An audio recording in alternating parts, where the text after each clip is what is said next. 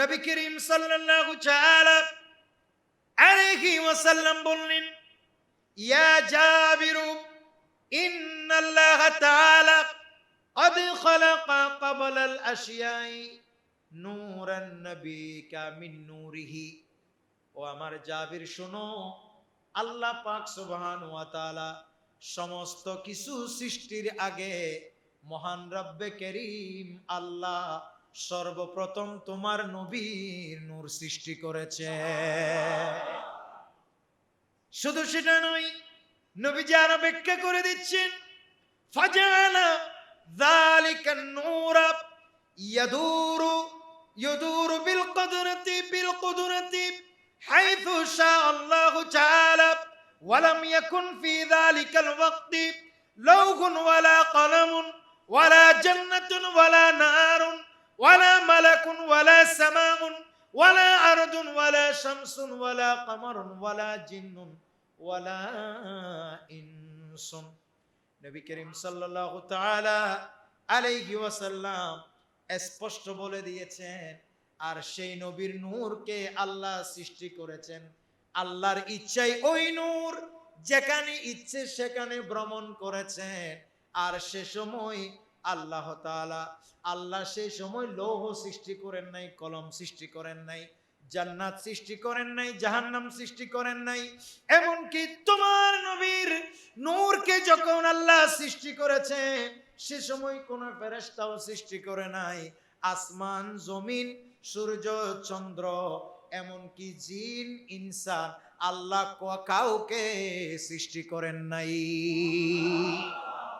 এই মিলাদুন নবীর মাস আসছে, আপনি নবী করিম সাল্লাল্লাহু আলাইহি ওয়াসাল্লামের ছোট্ট একটা জীবনী গ্রন্থ নিয়ে এই মাসের ভিতরে শুরু থেকে শেষ খতম দেয়া দরকার আছে। কথা বলেন ঠিক কিনা? একটা বাংলা বই নবী করিম সাল্লাল্লাহু আলাইহি ওয়াসাল্লামের জীবনী গ্রন্থ আমি আপনাকে যদি সাজেস্ট করতে বলেন তাহলে আমি করতে পারি। সেটা অ্যাপস আছে, যেমন একটা কিতাব লিখেছেন আল্লামা, ঢাকার আল্লামা এম এ জলিল হাফেজ আব্দুল জলিল রাহিমাহুল্লাহ, তিনার লিখিত একটি কিতাব, সেটার নাম নূর নবী। বলেন না কি নাম? নূর নবী। এটা মোবাইলে আজকেই ডাউনলোড করবেন। বলেন আজকে কি করবেন? ডাউনলোড করবেন। যারাই মোবাইল ইউজ করতে পারেন আপনারা প্রত্যেক দিন দৈনিক 2-10 পৃষ্ঠা করে করে আমার নবীর একটা জীবনী খতম দেন। সবাই বলেন ইনশাআল্লাহ।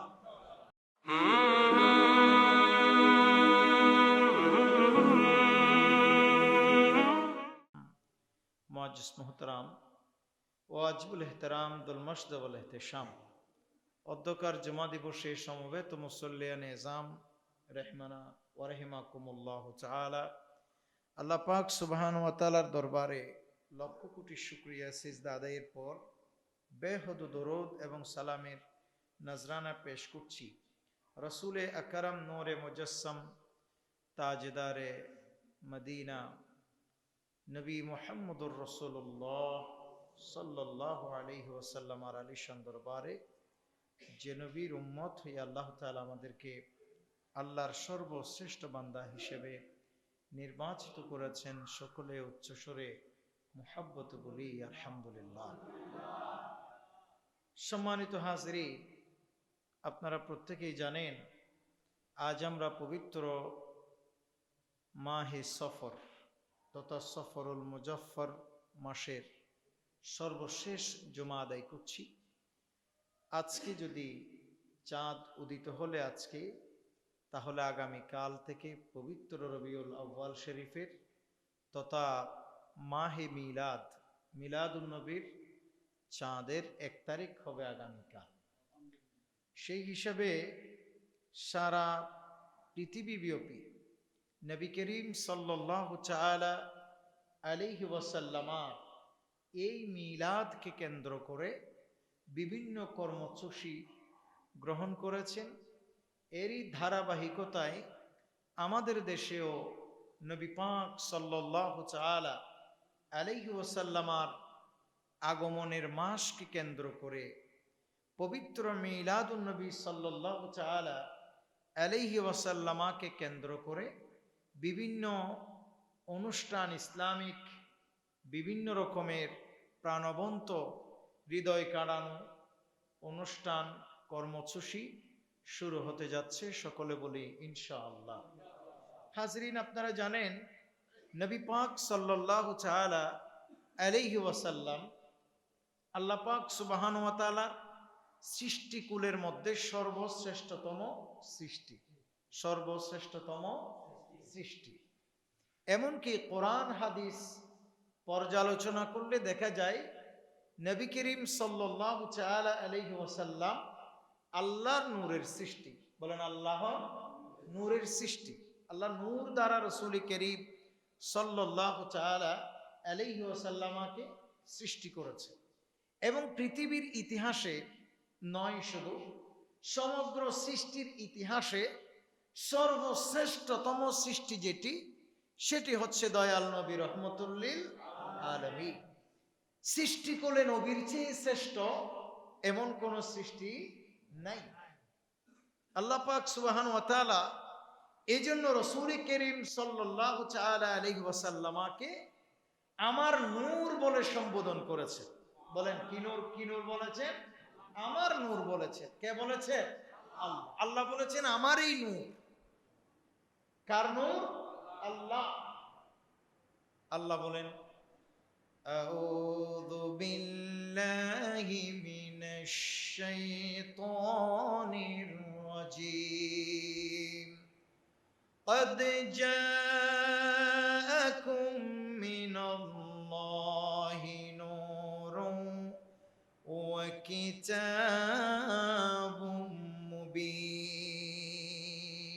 আল্লাহ বলেন অবশ্যই তোমাদের নিকট আল্লাহর তরফ থেকে। কার তরফ থেকে?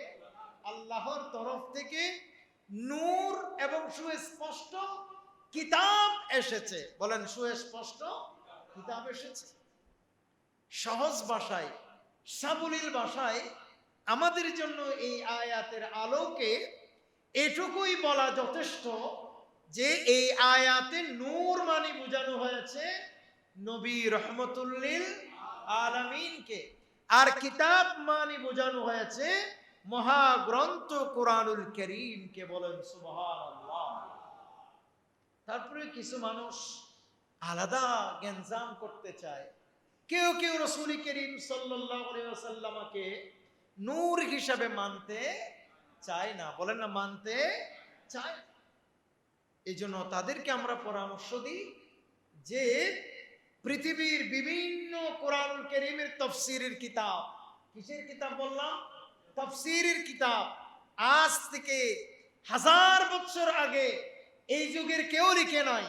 আজ থেকে 1000 বছর আগে, 1100 বছর, 1200 বছর আগে, 1300 বছর আগে আইম্মায়ে কেরাম যে কিতাবগুলো, যে কিতাবের তাফসীর লিখেছেন, কোরআনুল কারীমের তাফসীর লিখেছে, আমাদের কথা যদি বিশ্বাস না হয়, আজকে থেকে 1000 বছর আগে, 1200-1300 বছর আগে যে কোরআনুল কারীমের তাফসীর সমূহ লেখা হয়েছে, ওই কিতাব, ওই কোরআনুল কারীমের তাফসীর সমূহ যদি কেউ নিরপেক্ষ দৃষ্টিতে পড়ে, তাহলে দেখা যাবে সমস্ত, প্রায় সমস্ত তাফসীরের কিতাবে স্পষ্ট বলা হয়েছে, বলে এখানে নূর মানে নবী রহমতুল লিল আলামিন। আরো জোরে বলেন না সুবহানাল্লাহ। প্রিয় ভাইরা আমার, নবী করিম সাল্লাল্লাহু তাআলা আলাইহি ওয়াসাল্লামের চাচতো ভাই হযরত আব্দুল্লাহ ইবনে আব্বাস রাদিয়াল্লাহু তাআলা, নবীজির চাচা আব্বাসের সন্তান, আর নবী করিম সাল্লাল্লাহু আলাইহি ওয়াসাল্লামের সম্পর্ক দিয়ে চাচতো ভাই এবং দয়াল নবী রহমতুল লিল আলামিনের একেবারে প্রিয় সাহাবীদের মধ্যে যিনি রাইসুল মুফাসসিরিন, সাহাবায়ে কেরামের মধ্যে সবথেকে বড় মুফাসসির, তিনি বর্ণনা করেছেন قد جاءكم من الله نور ورسول الله يعني محمدا صلى الله تعالى عليه وسلم। বলে আল্লাহ তাআলা যে কুরআনুল কারীমে বলেছে তোমাদের কাছে নূর এসেছে, বলে এখানে নূর মানে হলো রাসূলুল্লাহ সাল্লাল্লাহু আলাইহি ওয়াসাল্লাম। তানবীরুল মিকবাস ফি তাফসীরে ইবনে আব্বাস, এই কিতাবে ইমাম ফিরোজাবাদী রাহিমাহুল্লাহ হযরতে আব্দুল্লাহ ইবনে আব্বাসের এই বর্ণনা নোট করেছে আজ থেকে শত শত বছর আগে। একটু জোরে বলো না সুবহানাল্লাহ। এভাবে আপনারা যদি দেখেন যে ইমাম ইবনে জারির তাবারি তিনি আজকে থেকে 310 হিজরিতে ওফাত বরণ করেছেন। তার মানে আজ থেকে প্রায় 1100 বছর আগের আলেম, 1100 বছরের বেশি সময় আগের আলেম। 1 বছর 2 বছর আগের হুজুর না, আমরা কোন আমাদের হুজুরের দলিল দিচ্ছি বিশেষ এরকম না। তিনি ইমাম ইবনে জারির তাবারি তিনি এই আয়াতের তাফসীরে বলেন, তাবারিতে স্পষ্ট এসেছে ইয়ানি বিন নূরি মুহাম্মাদান সাল্লাল্লাহু আলাইহি ওয়াসাল্লাম আল্লাযী আনারা আল্লাহু বিহিল হক ওয়া আযহারা বিহিল ইসলাম ওয়া মাহাকা বিহিশ শিরকা ফাহুয়া নূর। একটু জোরে বলো না সুবহানাল্লাহ। তিনি বলেছেন যে আল্লাহ পাক সুবহানাহু ওয়া তাআলা কুরআনুল কারীমের সূরা মাইদার 15 নম্বর আয়াতে এখানে নূর মানে মুহাম্মদ সাল্লাল্লাহু আলাইহি সাল্লামকে বুঝিয়েছে। কাকে? কাকে? মুহাম্মদুর রাসূলুল্লাহ সাল্লাল্লাহু আলাইহি সাল্লামকে, যার মাধ্যমে আল্লাহ পাক সুবহানাহু ওয়া তাআলা সত্যকে আলোকিত করেছেন, ইসলামকে বিকশিত করেছেন, শিরককে মিটিয়ে দিয়েছেন। আর কাজে যেই ব্যক্তি নিজেকে আলোকিত করতে চায় তার জন্য ওই নবী হলো নূর। একটু জোরে বলো না সুবহানাল্লাহ। এভাবে অনেক তাফসীর, কয়টা আমি আপনাদেরকে বলতে পারবো সামান্য সময়। ইমাম আবুল মনসুর মাতুরিদি তিনি এই আমাদের আহলে সুন্নাত ওয়াল জামাতের অন্যতম ইমাম। 333 হিজরিতে তিনার ইন্তেকাল, তাও আজকে থেকে প্রায় 1100 বছরেরও বেশি সময় আগে। তিনিও তাফসীরে মাতুরিদিতে স্পষ্ট বলেছেন আর নূর হুয়া মুহাম্মাদুর রাসূলুল্লাহ সাল্লাল্লাহু আলাইহি সাল্লাম। বলে এখানে নূর মানে মুহাম্মদ সাল্লাল্লাহু আলাইহি সাল্লামকে বোঝানো হয়েছে। শুধু সেটা না, এভাবে যদি আমি আপনাদেরকে বলি আল্লামা ফকি আবুল লাইস সমরকন্দি তিনি আজ থেকে প্রায় তাও 1100 বছরের বেশি সময় আগের আলেম। 373 হিজরিতে তিনার ইন্তেকাল। তিনিও বলেছেন কদ জাআকুম মিনাল্লাহি নূর ওয়া হুয়া মুহাম্মাদুর রাসূলুল্লাহ সাল্লাল্লাহু আলাইহি ওয়াসাল্লাম। একটু জোরে বলবেন না সুবহানাল্লাহ। উনিও বলেছেন নবী, এখানে নূর মানে নবী, বলে না নূর মানে নবী। সব হাদিস সহিহ হবে, সব হাদিস বুখারীতে থাকবে, মুসলিমে থাকবে, তিরমিজিতে থাকবে, এরকম কোন কথা নেই। বলে না এরকম কোন কথা নেই। যেই কিতাবেই আসুক মূল কথা যদি ঠিক হয়, আল্লাহ এবং রাসূলের তরফ থেকে হয়, তাহলে এটা সঠিক। বলেন এটা কি সঠিক? এটাই আমাদের ঈমান, এটা আমাদের বিশ্বাস। তো নবী করিম সাল্লাল্লাহু আলাইহি ওয়াসাল্লামের এরকম একটা হাদিস, যে হাদিস নিয়ে অনেকে অনেক কথা, অনেক আপত্তি করে থাকে, তারপরে এই ধরনের হাদিস, এই হাদিস এটা বিশ্বাসযোগ্য বলেই বড় বড় আইম্মায়ে কেরাম আজ থেকে শত শত বছর আগে, হাজার বছর আগে মুহাদ্দিসিনে কেরাম তিনারা বাস বিবেচনা করে ওনারা ওনাদের কিতাবের মধ্যে কি দিয়েছে? স্থান দিয়েছে, লিখেছে। সুবহানাল্লাহ বলেন। এরকম একটি হাদিস হযরতে, যেটাকে বলা হয় হাদিসে জাবের, নবী করিম সাল্লাল্লাহু আলাইহি ওয়াসাল্লামের একজন প্রখ্যাত সাহাবী হযরতে জাবির রাদিয়াল্লাহু তাআলা আন, তিনি একদিন নবী করিম সাল্লাল্লাহু আলাইহি ওয়াসাল্লামকে বললেন বিআবি আনতা ওয়া উম্মি ইয়া রাসূলুল্লাহ। একটু জোরে বলুন না সুবহানাল্লাহ। সাহাবায়ে কেরামের আদব দেখেন, তারা নবীজির সাথে কথা বলার সময় কিভাবে আদব পেশ করতেন। বলতেন ইয়া রাসূলুল্লাহ, আমার আব্বা আম্মা আপনি রাসূলের কদমে উৎসর্গ হোক, আব্বা আম্মা কুরবানি হোক আপনি নবীর কদমে। বলতেছে আখবিরনি আন আউয়ালি শাইইন খালাকাহু আল্লাহু তাআলা ক্বাবলা আল আশিয়াই। ইয়া রাসূলুল্লাহ, আমি আপনার কাছে জানতে চাই যে আল্লাহ পাক সুবহানাহু ওয়া তাআলা সমস্ত সৃষ্টি জগতে সব কিছু সৃষ্টির আগে সর্বপ্রথম কি সৃষ্টি করেছে? আর একটু জোরে বলবেন না সুবহানাল্লাহ। আপনারা কি আমার কথা বুঝতেছেন? নবীর সাহাবী বলে, ইয়া রাসূলুল্লাহ, আল্লাহ পাক সুবহানাহু ওয়া তাআলা সমগ্র সৃষ্টির আগে সর্বপ্রথমে কি সৃষ্টি করেছে সেটা আমি আপনি নবীর কাছে জানতে চাই। সুবহানাল্লাহ বলেন। প্রিয় ভাইরা আমার, নবী করিম সাল্লাল্লাহু তাআলা আলাইহি ওয়াসাল্লাম বললেন, ইয়া জাবির, ইন্নাল্লাহ তাআলা قد خلق قبل الاشياء نورا نبيك من نوره। ও আমার জাবির শোনো, আল্লাহ পাক সুবহানাহু ওয়া তাআলা সমস্ত কিছু সৃষ্টির আগে মহান রব্বে করিম আল্লাহ সর্বপ্রথম তোমার নবীর নূর সৃষ্টি করেছে। শুধু সেটা নয়, নবীজি আরো ব্যাখ্যা করে দিচ্ছেন, ফাজালা যালিকা নূর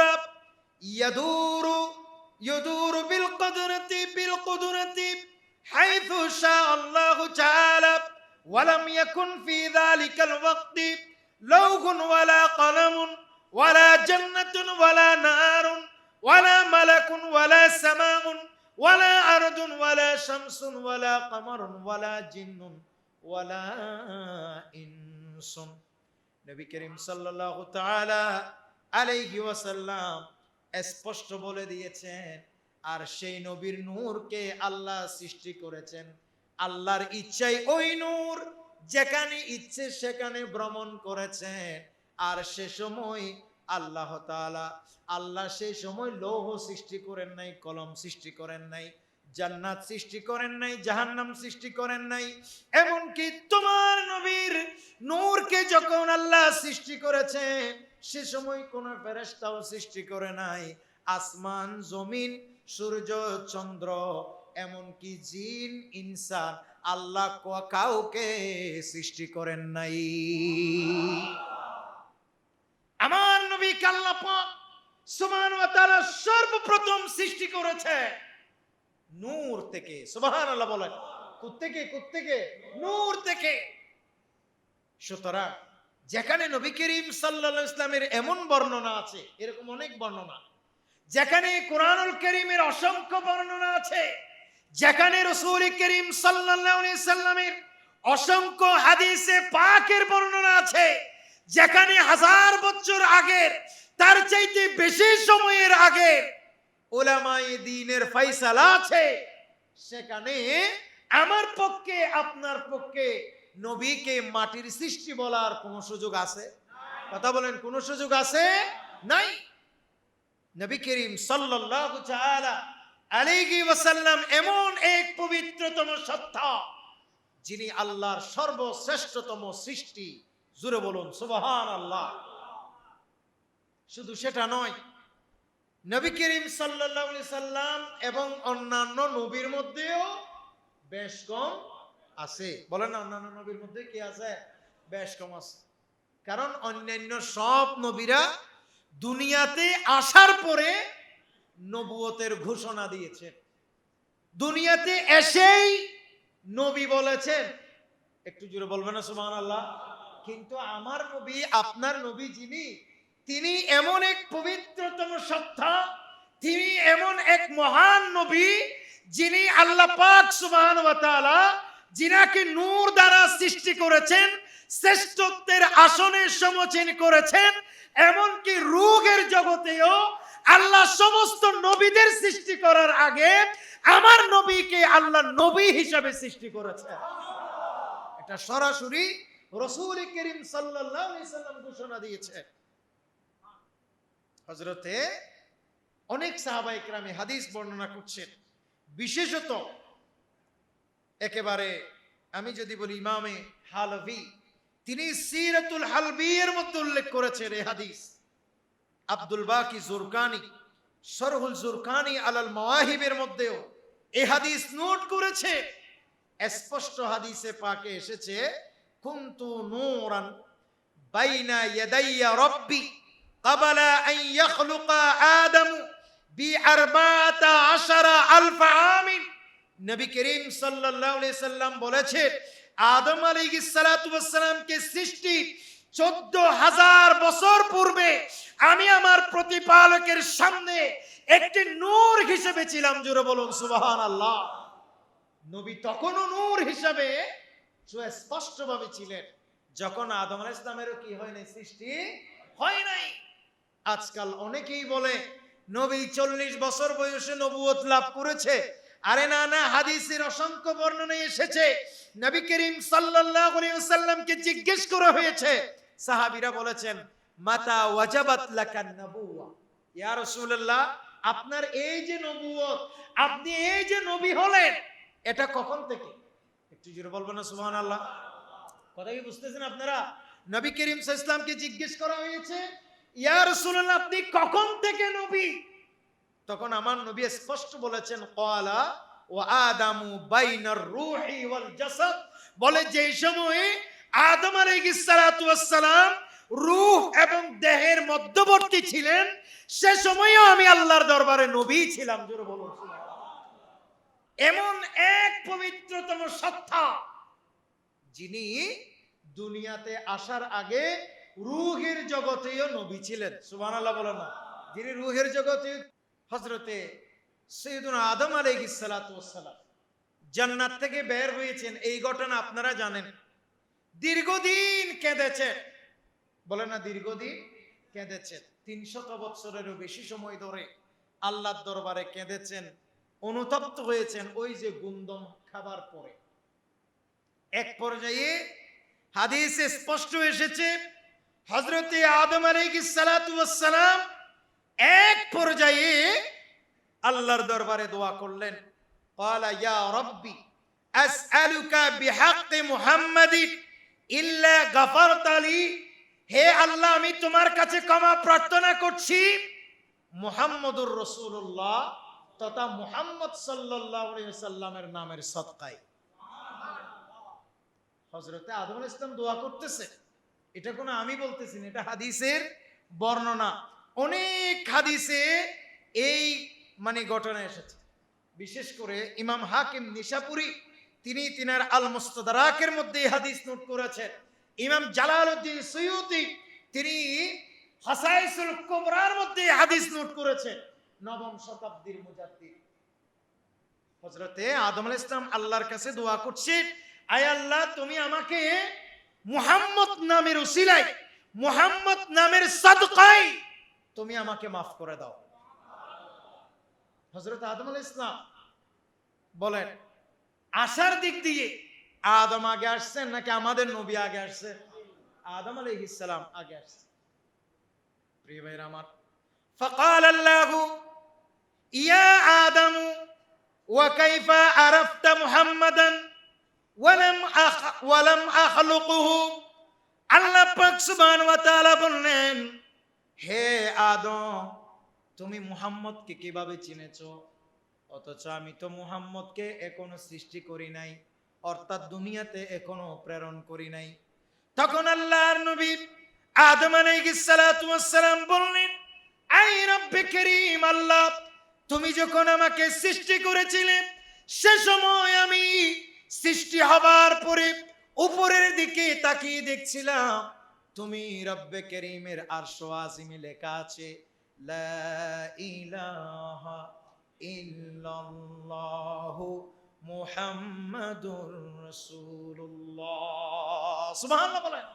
আল্লাহ, আমাকে যখন তুমি সৃষ্টি করেছিলে, সে সময় তুমি আল্লাহর নামের পাশে মুহাম্মদের নাম দেখেছিলাম। আল্লাহ ছাড়া কোনো মাবুদ নাই, মুহাম্মদ আল্লাহ তাআলার রাসূল, এই লেখাটি আমি আরশ আজিমে জ্বলতে দেখেছিলাম। সেখান থেকে আমি বুঝতে পেরেছি তুমি আল্লাহর কাছে সব থেকে প্রিয় নাম হলো মুহাম্মদ, যেই মুহাম্মদের নাম তুমি আল্লাহর নামের পাশে আছে।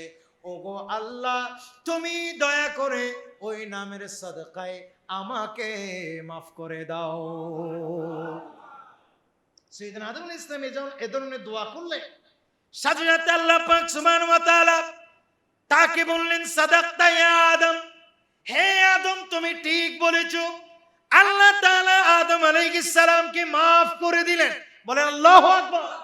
আদম আলাইহিস সালাতু ওয়াস সালাম ক্ষমা পেয়েছেন আল্লাহর দরবারে, মাপ পাওয়ার যে ওসিলা সেটাও ছিল নবী করিম সাল্লাল্লাহু তাআলা আলাইহি ওয়াসাল্লামের নামের বারাকা। একটু জোরে বলো না সুবহানাল্লাহ।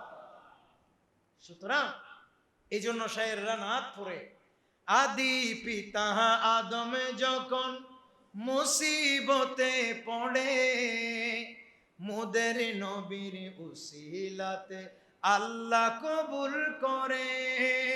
আদি পিতা আদম যখন মুসিবতে পড়ে, মোদের নবীর উসিলাতে আল্লাহ কবুল করে। সাকারাতের বিছানাতে, সাকারাতের বিছানাতে দেখা দিও রে, দু জাহানের বাদশা নবী কামলিওয়ালা রে। সালাতুন ইয়া আলাইকুম সালামুন ইয়া হাবিবাল্লাহ। এবার সকলে বলেন না মারহাবা। কাজেই নবী করিম সাল্লাল্লাহু আলাইহি ওয়াসাল্লাম এই জাত আল্লাহর হাবিব পাক সাল্লাল্লাহু আলাইহি ওয়াসাল্লাম এই পবিত্রতম সত্তাকে কোনোভাবে আমাদের মতো সাধারণ মনে করার কোন সুযোগ আছে? যারা বলেন না কোন সুযোগ আছে? নাই। আজকে আমরা দেখি পরিবারের কোন মানুষ মারা গেলে, পরিবারের কোন সন্তান জন্মগ্রহণ করলে প্রত্যেক বছরে বছরে একেবারে বার্থডে পালন না করলেও, জন্মদিন পালন না করলেও বাবা মা এই কথা বলে, হায় রে আমার ছেলেটা গত বছর এই দিনে জন্মগ্রহণ করছে, আলহামদুলিল্লাহ আল্লাহ এখনো আমার ছেলেটারে ভালো রাখছে। কথা বলেন ঠিক কিনা? সবাই বার্থডে করতে পারে না, কিন্তু এটা তো বলে। কোন নেতা, কোন বড় আলেম, কোন সংগঠনের বড় মানুষ কেউ যদি ওই একটি তারিখে মারা যায়, প্রতি বছর ওই তারিখ আসলে বলে, আহারে আমাদের অমুক নেতা, আমাদের অমুক মানুষ, আমাদের অমুক সরদার, আমাদের অমুক আলেম, আমাদের অমুক মুফাসসিরে কোরআন গত 2 বছর আগে, 3 বছর আগে, 5 বছর আগে এই দিনে মারা গেছিল, আল্লাহ যেন তারে জান্নাত নসিব করে। এভাবে অনেকে দোয়া করে কি করে না? এগুলো সব জায়েজ। কিন্তু যখনই ঈদ মিলাদুন নবী আসে, যখনই পবিত্র রবিউল আউয়াল শরীফের চাঁদ উদিত হয়, তখন আশিকদের হৃদয়ে উত্তাল তরঙ্গ বয়ে চলে। আর সেই উত্তাল তরঙ্গ এটা কোনো টাকার জন্য নয়, এটা কোনো পয়সার জন্য নয়, এটা নবীর, এটা মুস্তাফার ভালোবাসার জন্য। কথা বলেন ঠিক কিনা? এটা রাসূল করিম সাল্লাল্লাহু আলাইহি ওয়াসাল্লামের ভালোবাসার জন্য। তখন আসে ফতোয়া করতে, এটা জায়েজ আছে নি, এটা বেদাত, এটা হারাম। কিন্তু এমনি নিজের ছেলে হইছে, বার্থডে পালন করছে, নিজের ছেলে হইছে, ওই তারিখে আল্লাহর শুকরগুজার করছে। নিজের বাবা মারা গেছে, ওই তারিখে এসে বাবাকে স্মরণ করে ফেসবুকে পোস্ট দিচ্ছে। ফাতিহা না করা পোস্ট দিচ্ছে, ফাতিহা না করা মানুষকে তো বলছে, হ্যাঁ আজকে আমার বাবা মারা গেছে, 1 বছর হয়ে গেছে, এই তারিখেই মারা গেছিল। কথা বলেন ঠিক কিনা? সে সময় কোনো দলিল প্রমাণ কেউ খুঁজে না। কিন্তু যখনই হাবিবে পাক সাহেবে লাউলা, আল্লাহর প্রিয় বন্ধু, নবী রাহমাতুল লিল আলামিন, শফিউল মুজনবী নবী পাক সাল্লাল্লাহু আলাইহি ওয়াসাল্লাম মিলাদের মাস আসে, আশিকেরা যখন মিলাদ করে, আশিকেরা যখন রাসূলুল্লাহর ঈদ মিলাদুন নবী উদযাপন করে, সে সময় কেউ বলে বেদাত, কেউ বলে শিরিক, কেউ বলে হারাম, কেউ বলে নাজায়েজ। তবে সর্বসাকুল্যে কথা হলো যে যাই বলো, আমরা ঈমানের খাতিরে রাসূলুল্লাহর মুহাব্বতে জীবনের প্রত্যেকটি পদক্ষেপে আমরা নবীকে স্মরণ করতে চাই কি চাই না? যারা বলেন চাই কি চাই না? কারণ রাসূলুল্লাহর স্মরণ এটাই হলো আমাদের ঈমান। বলেন এটা আমাদের কি ঈমান? নবী করিম সাল্লাল্লাহু আলাইহি ওয়াসাল্লামের মুহাব্বত এটাই হলো আমাদের ঈমান। আপনি যতই নামাজি হন, আপনি যতই কালামি হন, আপনি যত বড় হাজি হন, আপনি যত বড় গাজী হন, নবীর ইশক নাই, নবীর প্রতি ভালোবাসা নাই, নবীর প্রতি আদব নাই। আমি মসজিদে বসে আল্লাহর কসম করে বলছি, এই রকম নামাজের দরকার আল্লাহরও নেই। কথা বলেন ঠিক কিনা? এরকম নামাজের দরকার আল্লাহর নাই। কোরআনের কথা এটা, হাদিসের কথা এটা। এই মিলাদুন নবীর মাস আসছে, আপনি নবী করিম সাল্লাল্লাহু আলাইহি ওয়াসাল্লামের ছোট্ট একটা জীবনী গ্রন্থ নিয়ে এই মাসের ভিতরে শুরু থেকে শেষ খতম দেয়া দরকার আছে। কথা বলেন ঠিক কিনা? একটা একটা একটা বাংলা বই নবী করিম সাল্লাল্লাহু আলাইহি ওয়াসাল্লামের জীবনী গ্রন্থ। আমি আপনাকে যদি সাজেস্ট করতে বলেন তাহলে আমি করতে পারি, সেটা অ্যাপস আছে। যেমন একটা কিতাব লিখেছেন আল্লামা, ঢাকার আল্লামা এম এ জলিল হাফেজ আব্দুল জলিল রাহিমাহুল্লাহ, তিনার লিখিত একটি কিতাব, সেটার নাম নূর নবী। বলে না কি নাম? নূর নবী। এটা মোবাইলে আজকেই ডাউনলোড করবেন। বলেন আজকে কি করবেন? ডাউনলোড করবেন। যারাই মোবাইল ইউজ করতে পারেন আপনারা প্রত্যেকেই প্রত্যেক দিন দৈনিক 2-10 পৃষ্ঠা করে করে আমার নবীর একটা জীবনী খতম দেন। সবাই বলেন ইনশাআল্লাহ। রাসূল করিম সাল্লাল্লাহু আলাইহি ওয়াসাল্লামের অথেন্টিক জীবনী জানার জন্য আমি পরামর্শ দিব আল্লামা এম এ জলিল রহমতুল্লাহ আলাইহির এই বাংলায় নূর নবী একটা বই, শুধু এটা পড়েন। আরো অনেকগুলো আছে, এগুলো বলবো না, শুধু একটা বলে একটা পড়েন, ইনশাআল্লাহ এই মিলাদুন নবীতে এটা খতম দেন।